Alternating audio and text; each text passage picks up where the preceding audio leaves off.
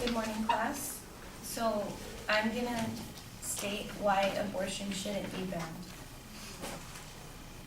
The U.S. Supreme Court has declared abortion to be a fundamental right guaranteed by the U.S. Constitution. The landmark Roe v.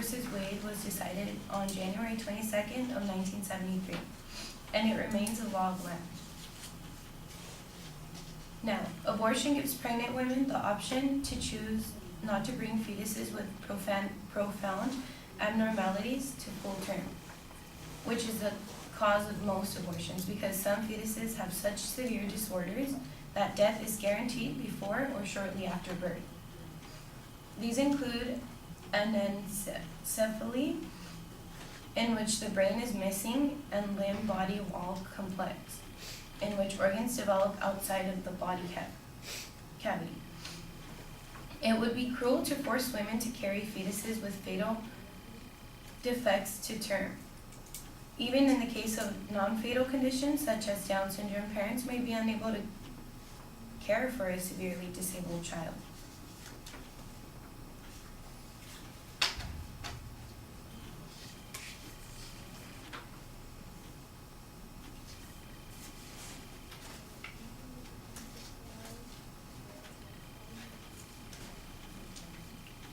Modern abortion procedures are safe and do not cause lasting health issues such as cancer and infertility.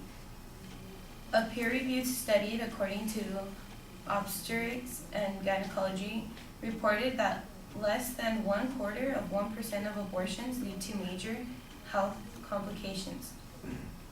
Another study was found that a woman's risk of dying from having an abortion is 0.6 in 100,000. That's the risk of dying from giving birth is around 14 times higher. The study also found that pregnancy-related complications were more common with childbirth than with abortion itself.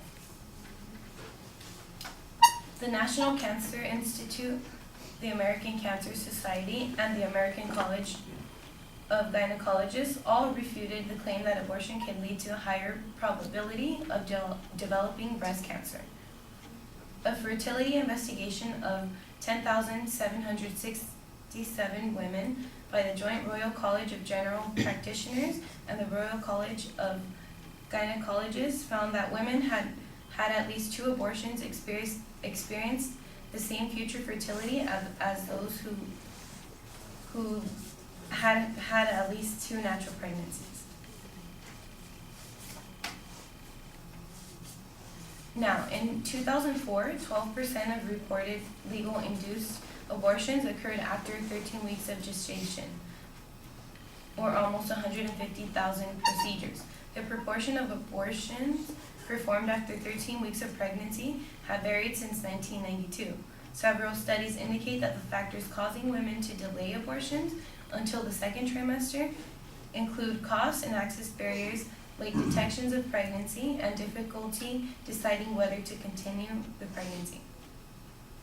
Women who seek abortions for fetal or maternal health indications often do not obtain an abortion until the second trimester because many genetic and health conditions in the fetus are not diagnosed until after the 12th week of pregnancy. Similarly, health conditions in the pregnant women may not arise or may only become complicated in the second trimester.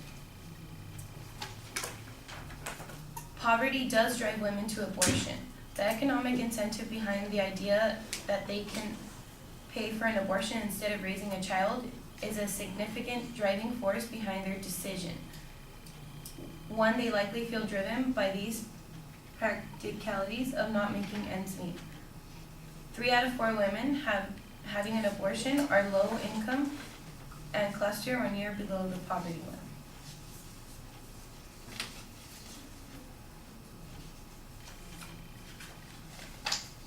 Thank you.